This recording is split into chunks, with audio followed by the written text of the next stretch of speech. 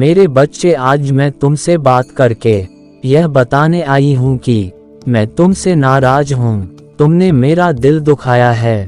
तुम मेरे सबसे प्रिय बच्चों में से एक हो, उसके बावजूद भी तुम इस तरह के कार्य कर रहे हो। मुझे तुमसे यह उम्मीद नहीं थी। तुम जो इस समय इतना परेशान रह रहे हो, उसका भी कारण तुम्हारे द्वारा किए गए कर्म ही हैं। तुम जो भी कार्य करते हो वह बहुत ही जल्दबाजी में करते हो। उसका परिणाम यह होता है कि तुम्हें नुकसान झेलना पड़ता है। उस नुकसान का तुम्हारे जीवन पर सीधे असर पड़ता है। इसी कारण से तुम परेशान और विचलित हो जाते हो। तुम्हारे द्वारा किए कर्म ही तुम्हारे साथ जाएंगे। जब हम किसी के साथ अच्छा व्यवहार करते हैं तो हमें भी दूसरों से अच्छा व्यवहार मिलता है, परंतु इसके विपरीत जब हम किसी के साथ गलत व्यवहार करते हैं तो वह हमें बद्दुआ देता है।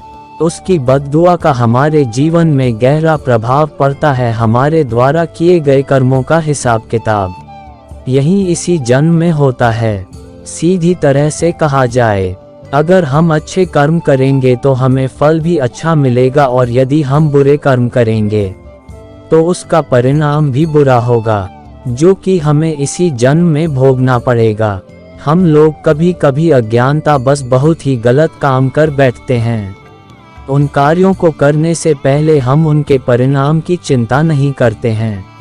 आजकल हम लोग किसी की भी मदद करने से पहले अपने स्वार्थ के बारे में सोचते हैं। हम यह सोचते हैं कि उसकी सहायता करने से आखिर मुझे क्या मिलेगा।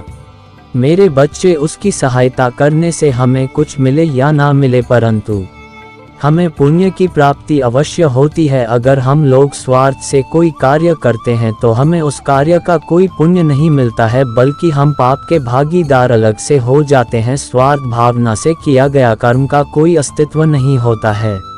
आप यह समझ लीजिए कि आपने कोई कर्म किया ही नहीं। मेरे बच्चे, ईश्वर ने हमें यह जन्म अच्छे कर्म करने के लिए दिया है, तो आप निरंतर अच्छे कर्म करते रहिए और जीवन को आनंदमय तरीके से जीते रहिए। मेरा आशीष सदा तुम्हारे साथ रहेगा।